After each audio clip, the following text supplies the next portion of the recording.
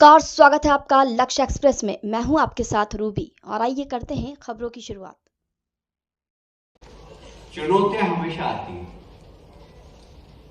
चुनौतियां थी, चुनौतियां है और चुनौतियां आएगी, पर उससे जूझने की शक्ति चाहिए। एक दूसरे की बुराई करने से चुनौतियों से निपटा नहीं जा सकता। जो लोग आंदोलन कर रहे हैं, मैं उन्हें चुनौती देता हूं। बता दीजिए आपने आपके राजनीतिक जीवन में क्या क्या काम किए, तो मैं बताता हूं भारतीय जनता पार्टी ने इंदौर शहर को क्या दिया। चैलेंज देता हूं, किसी भी मंच पर कोई भी आकर बुला ले। मैं पत्रकार मित्रों से भी कहना चाहता हूं, आपकी पीढ़ी ने कुछ देखा नहीं। उस समय राहुल बारपुते बहुत बड़े पत्रकार हुआ करते थे। राजेंद्र माथुर साहब, जिनका श्रद्धा से नाम लिया जाता है, वो इस आंदोलन में पीछे से बैकबोन करके पर काम करते थे। ये नर्मदा जी ऐसे नहीं आई, ये शहर ऐसे विकसित नहीं हुआ। बिना नर्मदा के आप कल्पना कर लीजिए कि क्या इंदौर हो सकता था। क्या इंदौर खाली हो जाता। आज अगर इंदौर शहर है तो नर्मदा जी के कारण, और उसके बाद से इस इंदौर शहर को संवारा है।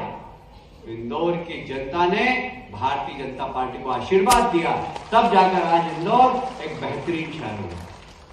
एक घटना को लेकर आप इंदौर की जनता की बदनामी कर रहे हैं। एक घटना को लेकर आप इंदौर के हमारे सफाई कर्मियों का मजाक उड़ाते हैं। आपके घर की मां, बहन, बेटी कोई रात को 2 बजे निकल के सड़क पर सफाई कर सकती है क्या? ये इंदौर के हमारे सफाई कर्मी हैं जो अपनी महिलाओं को इंदौर साफ करने के लिए रात को 2 बजे भी भेजते हैं। ये इंदौर शहर है। उनका आप माहौल करते हो। शर्म आना चाहिए तुमको ये बोलने के पहले कि हमने गलत दस्तावेज दिए।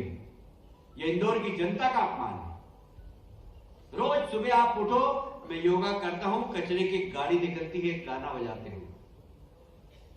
सब महिलाएं घर के बाहर आती है, 2-3 कनस्तर लेकर कचरे का, और उसमें डालती है। ये इंदौर की जनता की जन भागीदारी है। आप उसका अपमान कर रहे हो। इंदौर की जनता से माफी मांगना चाहिए। इंदौर के सफाई कर्मियों से, इन बेशर्मों को माफी मांगना चाहिए। और इसलिए इंदौर है।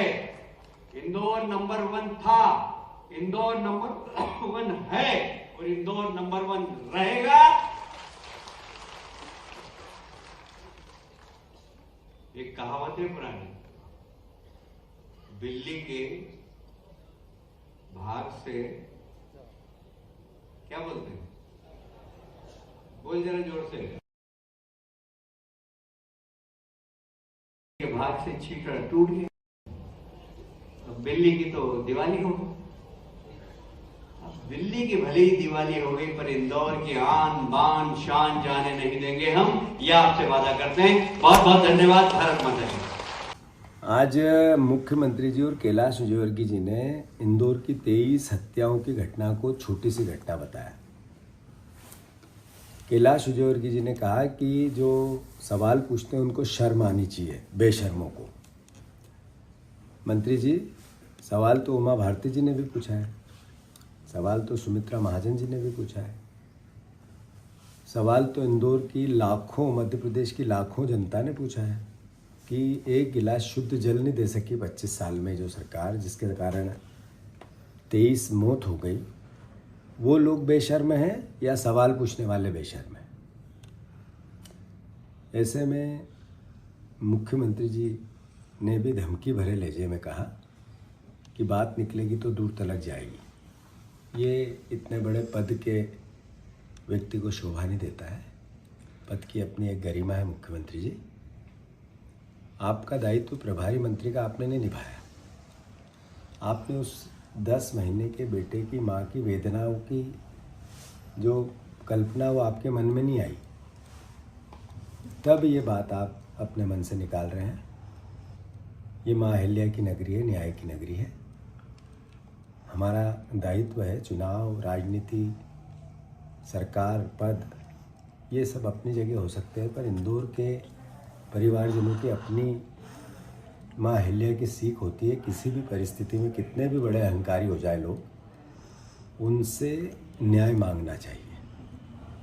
मैं इंदौर शहर की जनता से भी आग्रह करना चाहता हूँ, बहुत हम्बल और विनम्रता से, कि इनको आपने जितने वोट दिए उसका प्रतिसाद है इस तरह की भाषा। अभी पत्रकार को गाली दे रहे थे, अब सवाल पूछने वालों को गाली दे रहे हैं। ये आशा इंदौर शहर की जनता इन जनप्रतिनिधियों से नहीं करती है। मैं फिर से अनुरोध करता हूँ, न्याय करो, सकारात्मक सोचो। पूरे मध्य प्रदेश में एक भी नगर निगम, एक भी नगर पालिका, कोई ग्राम पंचायत ऐसी जहाँ पर मानकों के हिसाब से शुद्ध जल आम जनता को मिलता है, मुख्यमंत्री जी नहीं है। आपने खुद ने कहा कि हम वाटर ऑडिट कराएंगे, तो फिर क्या शुद्ध जल है तो ऑडिट का सवाल क्यों आया? तो पूरे मध्य प्रदेश में पानी शुद्ध नहीं दे पा रहे हो और कांग्रेस को गालियां देते हो, कांग्रेसियों को गालियां देते हो, जनता जो सवाल पूछती है उसको गालियां देते हो। वक्त आएगा, जनता जवाब देगी। एक तरह से ताकीद भी करा था, भाई हमने इस कठिनाई के दौर को महसूस किया है, संवेदना के साथ महसूस किया है, लेकिन आप अगर लाशों पे राजनीति करने आओगे, इंदौर बर्दाश्त नहीं करेगा, कोई बर्दाश्त करने वाला नहीं है। आपको ये आगे बढ़ते शहर के विकास के मामले में अगर आपने आपदा में से अवसर ढूंढ करके राजनीति का रास्ता ढूंढा, तो ये वाकई कतई उचित नहीं कहा जा सकता। सकारात्मक विरोध करो, विपक्ष की आवाज विपक्ष के तरीके से रखो, हम सब उस बात से सहमत हैं। लेकिन अगर आपने बात निकाली तो बात दूर तक जाएगी।